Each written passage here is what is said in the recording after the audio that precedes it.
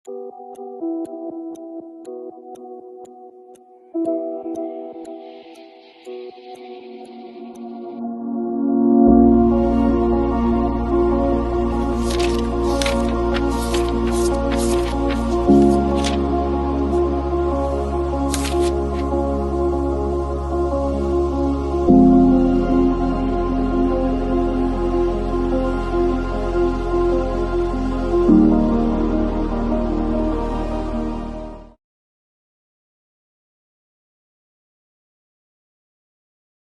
bahay na puno ng tao, lahat ay natakot magsalita.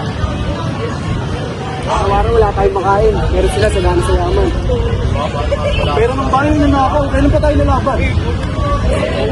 Ako ang batas dito, wala kayong magagawa. Pero kung magsasalita tayo, baka masalo tayong gipitin. Hindi pwedeng ganito. Kung mananimik tayo, lalo tayo maapi.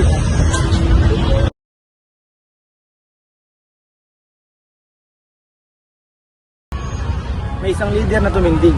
Hindi siya natatakot magsabi ng totoo. Mga kababayan, sama-sama tayong lumaban. Ang katarungan ay para sa lahat. Pero kung paano kami parusahan? Mabuti ng lumaban kaysa manatili tayong mga alipin. Kung ikaw ay handang magsakripisyo, kasama na rin ako. Hindi ako nag-iisa. Kayo ang lakas ng bayan.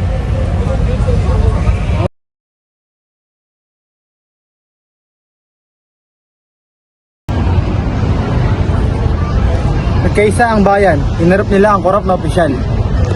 Panahon na para managot ka! Hindi niyo ako matatalo. Ako ang makapangyarihan. Hindi na kami matatakot. Ang bayan ay gising na. Katarungan para sa lahat! Katarungan para sa bayan!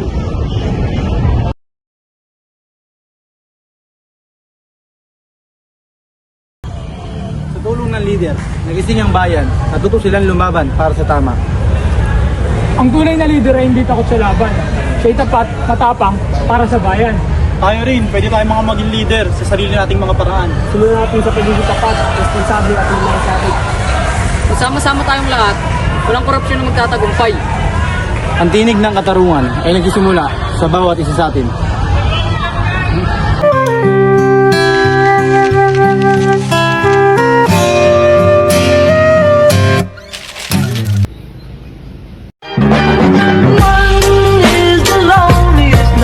That you'll ever do.